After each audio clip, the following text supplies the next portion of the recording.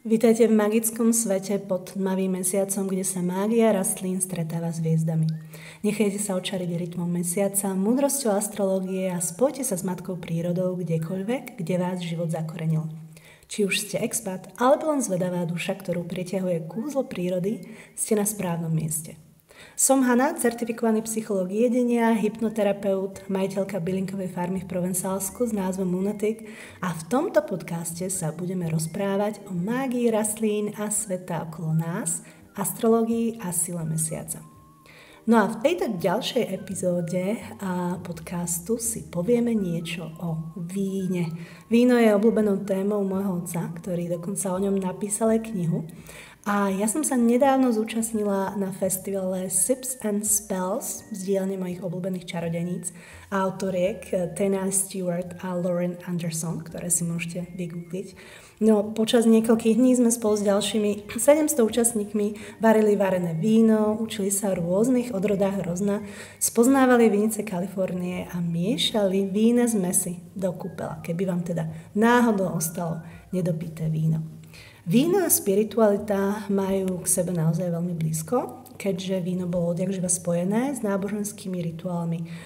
Predpokladá sa, že víno sa začalo vyrábať a piť v Gruzínsku, ale zmienky o výrobe vína máme aj z Iránu, Egypta, Sýrie, odkiaľ sa pestovanie viniča rozšírilo do Grécka a napokon do Rímskej ríše.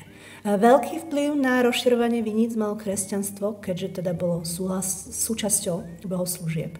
Cisterciáni naštartovali koncept kvality, ktorý neskôr vyústil do konceptov terroir. Terroir je vlastne prostredie, v ktorom sa konkrétne víno vyrába, vrátane faktorov, ako je pôda, topografia a klíma a appellation contrôlée, čiže to je garancia do pestovania v danom regióne.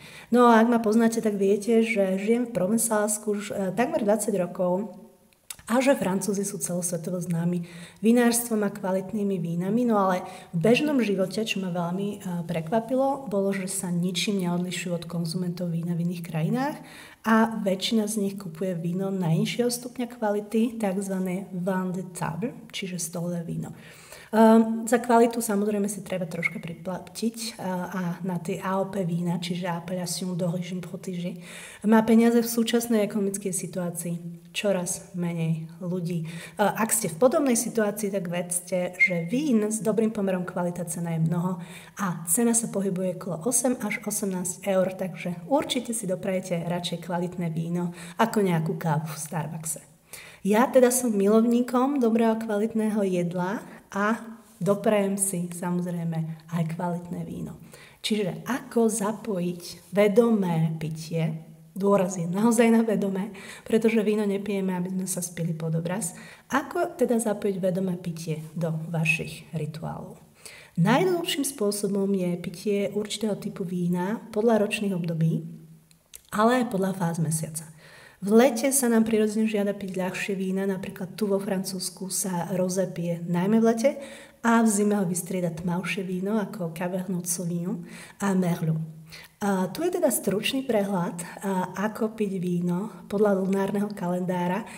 Na svojej bylinkovej farme pestujem všetky rastliny na základe lunárneho kalendára. Takže vieme, že máme jednotlivé fázy mesiaca, takže začneme novom. Hodným vínom pre začiatok lunárneho cyklu je šumivé víno ako rosé alebo chardonnay a cabernet franc.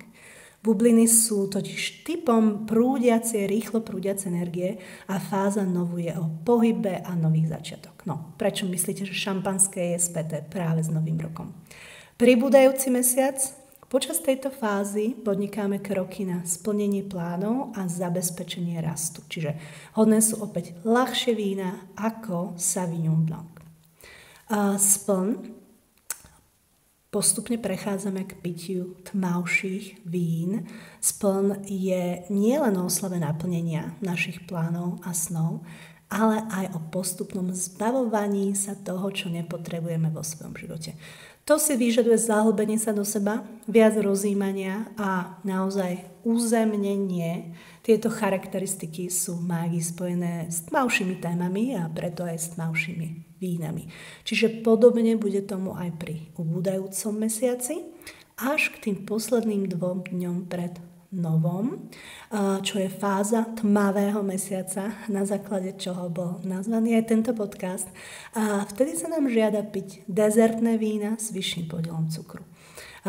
Toto je totižto fáza tmavého mesiaca, kedy máme oddychovať, aby sme načerpali sily na ďalší lunárny cyklus. No a keď chcete, tak si môžete urobiť aj vínový kúpel. Tento recept pochádza od mojej obľúbenej autorky Lauren Anderson a všetky ingrediencie ako škoricu, bobkový list, borievku, tekuté mydlo, bergamotový esenciálny olej, píniový olej a frankincense olej zmiešate so 120 ml červeného vína a 120 ml whisky.